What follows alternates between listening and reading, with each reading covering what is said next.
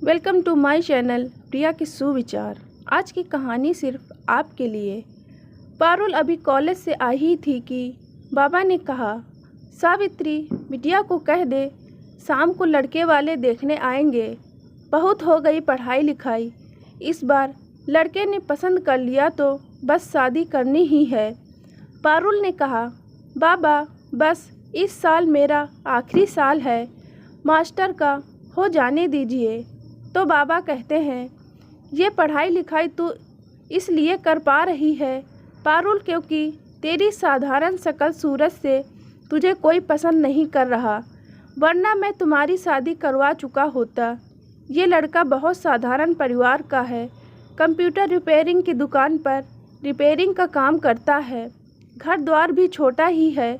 अगर इसने तुझे पसंद कर लिया तो तुम्हारी शादी पक्की है। आखिरी साल की पढ़ाई मैं नहीं जानता। और देख पारुल, ज़रा ख्वाहिशें मत पाल जिंदगी से। जो पति के घर में जो मिल जाए उसी से गुजारा करना है तुझे। देख तो तेरी माँ को ज़िंदगी कटी कि नहीं। रंजन और उसकी माँ देखने आए पारुल को और शादी तय हो गई।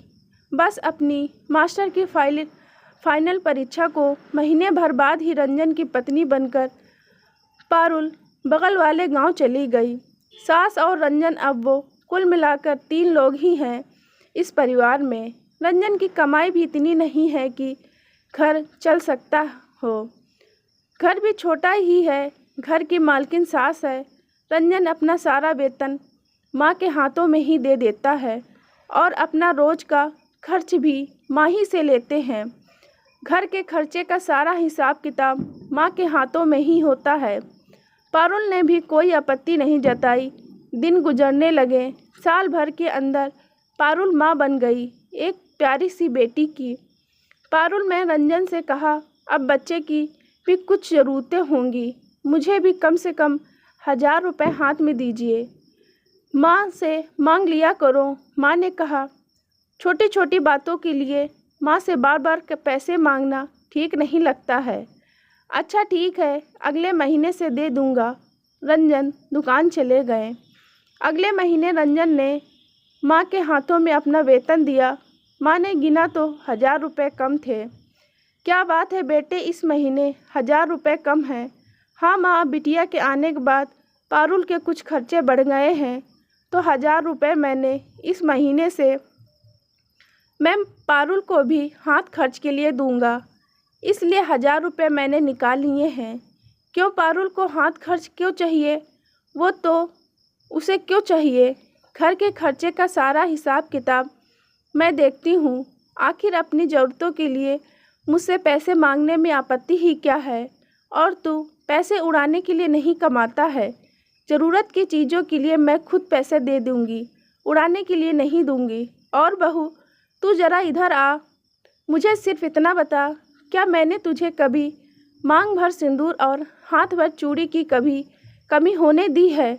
एक औरत की और ज़रूरत ही क्या होती है? घर में खाना है ही, घर में पहनने के लिए कपड़े हैं ही, और तेरी सिंदूर बिंदी का खर्चा मैं दे ही देती हूँ। और बिटिया तो अभी तेरा ही दूध पीती है, तो किस लिए चाहिए पैसे? अम्मा जी,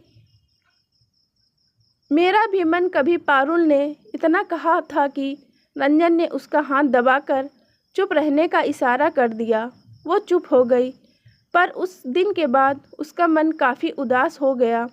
सास से जब भी कुछ चीज़ के लिए पैसे मांगती तो उसे सास के कई सवालों के जवाब भी देने होते। इतनी बंदिशें कि एक एक रुपए के लिए उसे अपने खर्चे ज़रूरतें बतानी होती हैं, और सास की नज़रों में वो खर्चे जायज़ होंगे तभी पैसे मिलेंगे। ओह, आज पारुल को काफ़ी अखर गया जब उसने हगीज़ के लिए सास से पैसे मांगे कि हॉस्पिटल जाना है, बेटी को पहना कर ले जाएगी ताकि उसकी सुसु पोटी से कपड़े में ख़राब ना हो। तो सास ने कहा, इसके लिए क्या पैसे बर्बाद करना, मेरी सूती की साड़ी फाड़ कर रुमाली पैंट बना ले बेटी के लिए, और वही 5-6 ले जा बैग में बदलती रहना। रंजन कहते हैं धीरे धीरे सब ठीक हो जाएगा, पर अब पारुल ने समझ लिया है कि सास समझेगी नहीं, कि औरत की ज़िंदगी सिर्फ सिंदूर और चूड़ी का खर्च मिलने से ही नहीं चलता है। ज़िंदगी के साथ परिवार बढ़ता है, अपनी और बच्चों की ज़रूरतें और ख्वाहिशें बढ़ती हैं। क्या आदमी रोज़ रोज़ दाल भात खाकर ही जीता है क्या? क्या कभी उसे मिठाई या गोलगप्पा खाने की इच्छा नहीं हो सकती? क्या कभी उसे अपने लिए नई साड़ी या बेटी के लिए नई फ्रॉक खरीदने की इच्छा नहीं हो सकती? और पति सब कुछ समझते हुए भी अच्छा बेटा बना रहेगा। माँ के विरुद्ध वो एक काम नहीं कर सकता है, तो क्या उसकी और उसकी बेटी की ज़िंदगी इतनी सीमित खर्चों में ही चलेगी? कोई शौक, कोई मौज मस्ती, सबके लिए सास के सामने दलील देनी होगी, मिन्नतें करनी होगी। नहीं नहीं, अब आत्मनिर्भर होना ज़रूरी है। अब उसे अपने कदम आत्मनिर्भरता की ओर बढ़ाने होंगे। उसने संस्कृत से मास्टर किया है। उसे पढ़ाई के दौरान ही मालूम हो गया था कि कोई भी साहित्य की पढ़ाई करने से अनुवादन की नौकरी मिल जाती है। विभिन्न जगहों पर अनुवादन की ज़रूरत होती है। ये काम ऑनलाइन घर में भी किया जा सकता है। चूँकि उसका पति कंप्यूटर रिपेयर का काम करता था, इसलिए घर में एक पुराना सा लैपटॉप था। उसने उसे अपने फ़ोन से कनेक्ट किया और विभिन्न साइट्स पर अपना रिज्यूम संस्कृत से हिंदी अनुवादन पद के लिए डाल दिया। हफ्ते भर में 2 जगह से उसे ऑफ़र आया। उसने रंजन को बता दिया अपने काम के बारे में और उसने काम शुरू कर दिया। दोपहर को जब मुन्नी सोती तब और शाम को जब सास कीर्तन करने मंदिर जाती तब उसने अपने काम का समय निर्धारित कर लिया और पहली 5 पन्ने की संस्कृत कविता का हिंदी अनुवादन करने के लिए उसे 2000 रुपये मिले।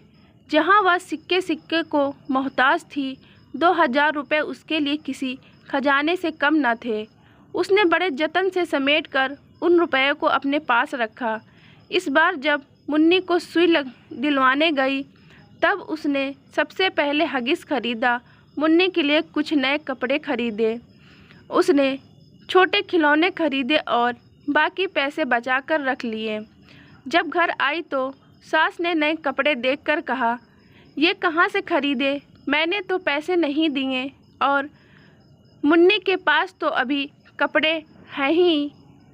अभी क्या ज़रूरत थी पैसे बर्बाद करने की? अम्मा जी, मेरी बिटिया के पास बाहर जाने के लिए सिर्फ 2 ही कपड़े थे। मेरा मन 2 कपड़ों से नहीं मान रहा था। अभी एक ही तो बेटी है मेरी। क्या औरत की ज़िंदगी सिर्फ भर मांग सिंदूर और भर हाथ चूड़ी का खर्च मिलने से ही कट जाती है? नहीं अम्मा जी, बाज़ार में कभी कभी कुछ देखकर खरीदने या खाने का मन करता ही है। माँ बन गई हूँ, बच्ची के खर्चे के लिए गिन गिन कर पैसे मिलते हैं तो क्या मैं उसे जी भर कपड़े खिलौने भी ना दूँ? और हाँ, ये मैंने अपनी कमाई से खरीदा है, घर बैठे काम खोज लिया है। ओह अच्छा, तो बहू तूने भी कमाना शुरू कर दिया, तो पैसे मुझे दे रखने के लिए जैसे रंजन देता है। तब तक रंजन भी आ चुके थे और सारा मांजरा भी समझ चुके थे और माँ से कहा, पारुल को अपने कमाए पैसे पर तो कम से कम हक से खर्च करने दो। मेरा वेतन तो तुम्हें मैं दे ही देता हूँ। सास ने कहा, चाहे कोई कमाए पैसे उड़ाने की आदत ठीक नहीं। माँ अभी तो काम शुरू किया है, वो काफ़ी समझदार है, उड़ाएगी नहीं पैसे। उसे भी अपनी ज़िंदगी जीने दो प्लीज़। चलो ठीक है, लेकिन मुझे जिस दिन लगा कि अनाप शनाप खर्च कर रही है मैं टोकूंगी ही। सास ने कहा, ठीक है, तब की तब देखेंगे माँ। रंजन ने कहा। पारुल मुस्कुरा दी और इशारों से सपोर्ट के लिए थैंक यू कहा। दोस्तों, क्या पारुल ने सही किया? कमेंट करके ज़रूर बताइएगा। चैनल पर नए हैं तो चैनल को सब्सक्राइब अवश्य करें। धन्यवाद।